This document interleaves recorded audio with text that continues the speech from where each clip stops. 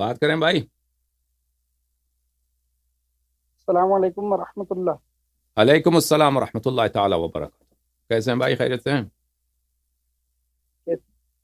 الحمد للہ، خدا کا فضل ہے. آپ سنائیں کیسے ہیں؟ قبلہ خیریت سے ہیں؟ خدا کا کرم، مولا کا کرم. بات کریں بھائی صاحب. جی بات قبلہ کیوں نہیں کر آپ رہے؟ ابتدا میں یہ فرما رہے تھے. جی جی جی آپ ابتدا میں فرما رہے تھے کہ لوگ جو ہے وہ بور ہوتے ہیں آپ کی تقاریر سے. تو ایسا نہیں ہے. ہم آپ کی تقاریر کو بہت جو ہے وہ اور فکر و دقت کے ساتھ سنتے ہیں، اور جو آپ کی محنتیں ہیں ماشاءاللہ سے ان کو جو ہے جمع بھی کرتے ہیں، اور آپ کے لیے جو ہے دعا گو بھی ہیں ماشاءاللہ سے. خدا آپ کو عزت دے، بہت مہربانی آپ. سوال تھا کہ جو اسامہ بن زید والا واقعہ آپ نے مختلف قصوں میں نقل کیا ہے، وہاں پر جی. لکھ دیے ہیں درود. ہوں. اس میں آپ نے کہا ہے کہ میں ایک ایسی حدیث پیش کروں گا جس میں یہ ہوگا کہ رسول اللہ نے اس وقت اس لشکر کو جو ہے بھیجا تھا جس وقت ان کے بالکل آخری ایام تھے، اور یہ ہو ہی نہیں سکتا کہ رسول اللہ نے ابو بکر کو حکم دیا ہو کہ میری جگہ پر تو نماز پڑھا، کیونکہ وہ باہر تھا.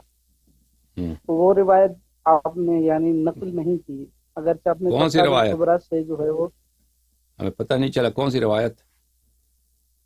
اس روایت میں آپ کیا نے ہے؟ فرمایا تھا لیکچر میں. جی آپ نے فرمایا تھا لیکچر میں کہ ایک روایت آگے چل کر ہم ایسی بھی پیش کریں گے کہ جس میں اس بات کی دلیل ہوگی کہ رسول اللہ نے اپنے آخری ایام میں ابو بکر کو باہر بھیج دیا تھا، یعنی اسامہ کے ساتھ، اسامہ بن زید کے ساتھ. تو آپ نے اچھا. وہ حدیث یعنی حدیث کو ہم نے تمام درست سنے، اس میں وہ حدیث نقل نہیں تھی. آپ نے دار الصادر والوں کی جو طبقات الکبریٰ ہے اس سے نافع اور عمر سے ایک روایت پیش کی کہ ابو بکر عمر تھے، لیکن آخری ایام والی بات نہیں ملی ہمیں. جی. وہ روایت اگر مل جاتی تو بہت عمدہ ہو جاتا. اچھا ٹھیک. اور جناب؟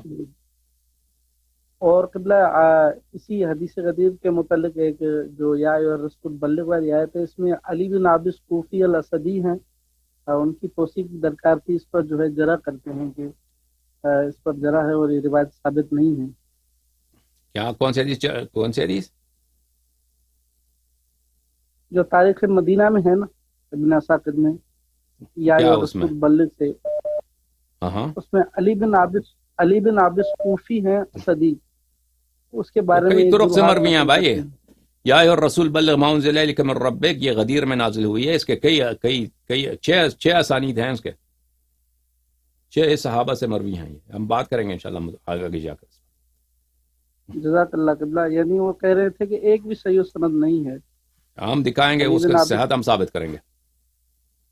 اس کا جزاک صحت ہم اللہ ثابت کریں گے انشاءاللہ. ٹھیک ہے نا؟ جزاک اللہ قبلہ. پروردگار عالم آپ کو شکرم رکھے. ٹھیک ہے. خدا آپ کو عزت ہے. بہت مہربانی. یا علی سلامت. دیکھیں عزیزو، یہ جو اسامہ بن زید کی ہے، اب مجھے نہیں معلوم کہ میں نے وہاں پہ 2-3 سال ہو گئے، 4 سال ہو گئے وہاں پہ میں نے تقریر کی ہے. وہاں پہ میں نے کیا کہا تھا وہ دیکھنا سننا ہوگا کس حدیث کی طرف وہ اشارہ کر رہے ہیں.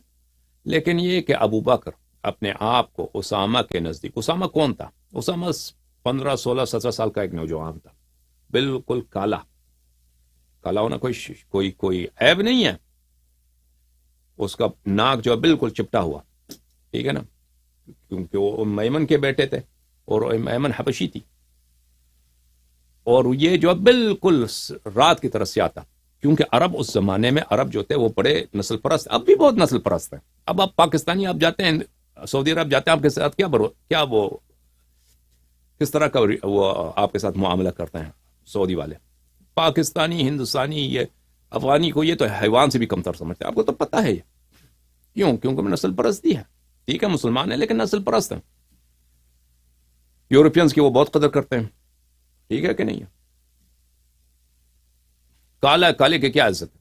اور بالخصوص اس زمانے میں عرب جو تھے، بالخصوص قریش جو تھے، وہ تو کالوں کو تو انسان بھی نہیں سمجھتے تھے. تو رسول پاک صلی اللہ علیہ وآلہ وسلم نے جو قریش کے جو سردار تھے، انصار کے، ان کے ایسی ذلت کر دی آخری حیات میں ان کو ایسے ذلیل کر دی کہ یہ کسی امامت کے اہل ہی نہیں ہے. دیکھیں حکمت کہ ایک 16-17 سالہ نوجوان کو ان کا سب کا جرنیل بنا دیا، سپہ سالار اعلیٰ، کہ اس کی اطاعت کرو، اس کی بات مانو، یہ تمہارا جو ہے کمانڈر ہے. اس میں 2 سسر ہیں رسول پاک صلی اللہ علیہ وسلم کے. اس کے علاوہ جتنے خلافت کے مدعی ہیں، سعد بن وقاص، فلان فلان فلان، طلحہ، زبیر، سب کو اس میں شامل کر دیا. ٹھیک ہے نا. اور ان کو کہاں بھیج رہے ہیں؟ مدینے سے تبوک تک اتنا دور راستہ جہاں پہ زید بن حارثہ کی شہادت ہوئی ہے. اور وہاں پہ کیا ہو رہا ہے؟ کچھ بھی نہیں ہو رہا. وہاں پہ کوئی ایسے کوئی نہ وہاں پہ کوئی لشکر ہے، نہ وہاں پہ مسلمانوں کے خلاف کوئی لشکر جمع حملہ کرنا، کچھ بھی نہیں ہو رہا. ٹھیک ہے نا.